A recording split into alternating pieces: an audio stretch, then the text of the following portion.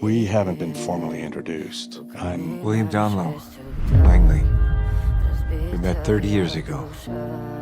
Almost.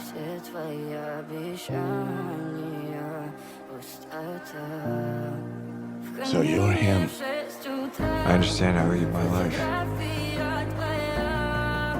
I don't know how to make amends for what I've done to yours. That's a matter of perspective, friend. If you hadn't broken in the vault 30 years ago, I'd probably still be there. I'd probably even think I was happy.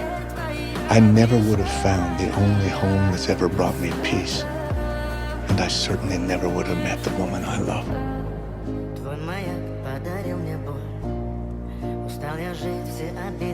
There's nothing to be sorry about.